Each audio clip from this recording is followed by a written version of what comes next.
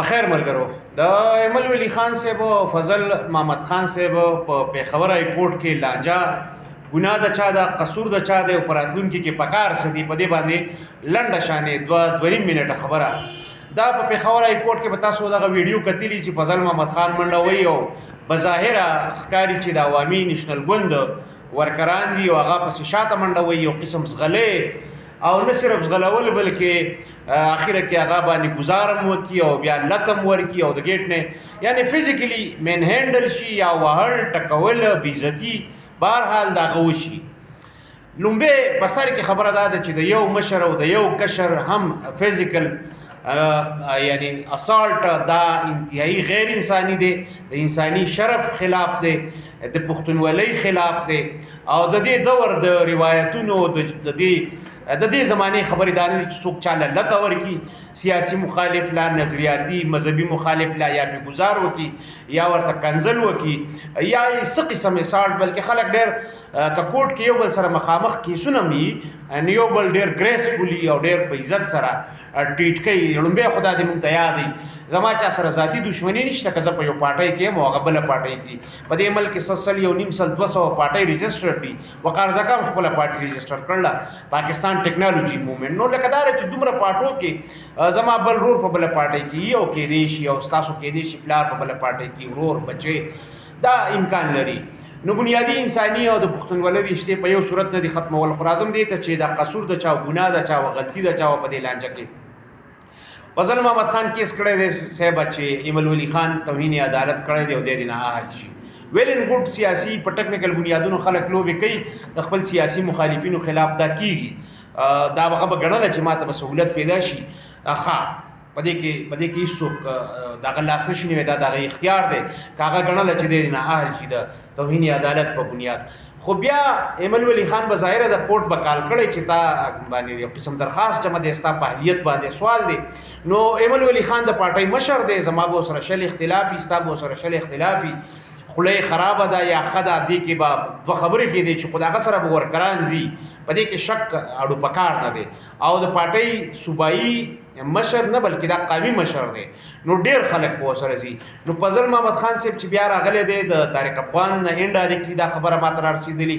او بیا سہیل صاحب ډاکټر سہیل صاحب په خپل چون کې ني گواه دی د دې خبرې نو فضل محمد خان د الله ست کسان سره غلي صاحب قابل احترام دی منه دی او سیاسي جوات سره تعلق دی دغه علاقې خ مخور سیاسي او قومي شخصیت دی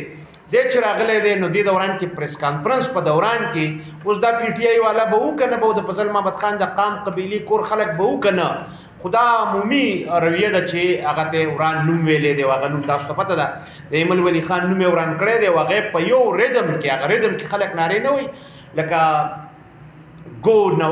گو نواز گو مشرف گو زرداری گو هغه په ریدم کې هغه وران نوم دا غستو دی پریس کانفرنس کوي اوس هغه ټیک وای غلط وای دا غوي یو سیاسي جواب سیاسي مشر ورکړي او تاسو د پلیټ فارم نه تاسو ورکولې شي خو عین هغه موجود دی او دا بلا ډیر ورکران موجود دي او په ټیکنیکل گراوند باندې څه ذاتی معاملې نه ده په ټیکنیکل بنیادونو باندې تا کیس جمع کړی دی بیا د ورکران له دغه حق په دغه ځای کې مخامخ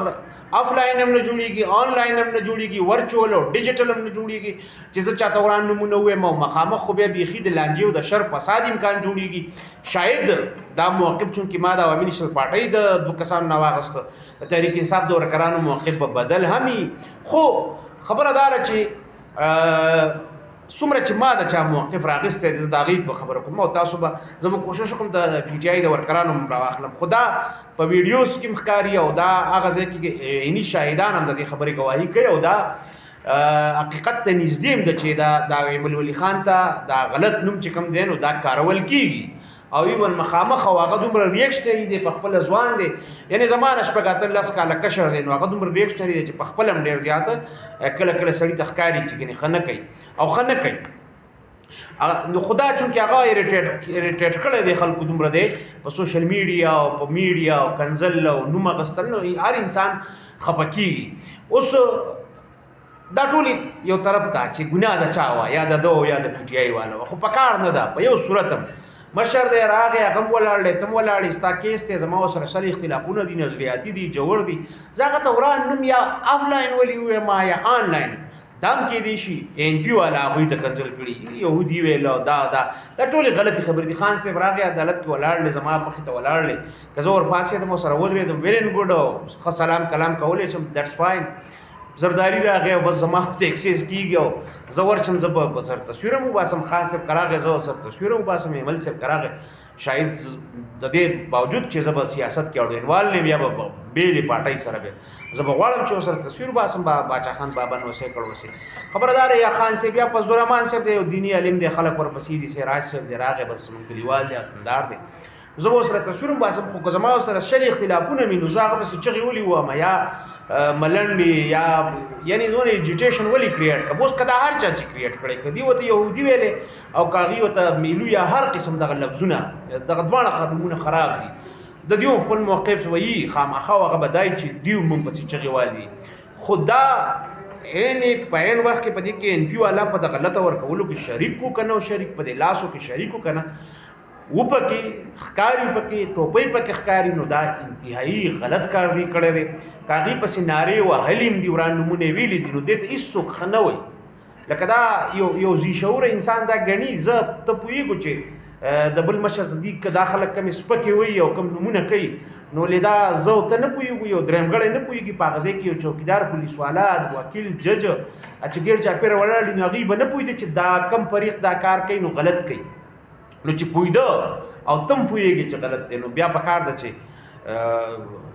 تاسو د میکزیمم ریسټرینټ یا د آخري حده پورې د صبر مظاهره کړې وي او کم از کم یو اخلاقي شکست دا پکارو هغې غلط کار کړی خو بیا دا وال ټکول نو بیا دا په خپله نورم غلط عمل دی. پکار ده چې د داسې قسم خبرونه ډډه وشي نه صرف دا فریقین دا دوه ډلې بلکې هر ډله دا خبره یقیني کړي چې دا زمونږ په پوله پټي جګړه نه ده. یعنی سیاسي مشران د دومره لږ زګونی چې د پولي پټي د شراکت سوال نه پیدا کیږي. دا نظریاتي اختلافونه دي دا سیاسي او هر سړی و چې بس قام د خدمت وکم څوک چې ودرېږي هغه په دې بنیاد نه ودرېږي خو منزل دی منزل د ټولو یو دی خو سفر جدا جدا.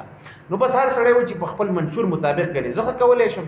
زما پرایورټیز دي ترجیحات دي د ملک دپاره د علاقې دپاره د وطن دپاره د خاورې دپاره او دا ښه دي ماله په دې ښه ووټ راکړي نو که ورکه چا ویل ګوډا به لګیایي که خپل ونه کړه بیا به خلک ورنه کړي بل ګڼي پی ټي آی والا ګڼي چې ګڼي موږ په حقه باندې نو دلته هر څوک په حقه باندې دا سیاست کې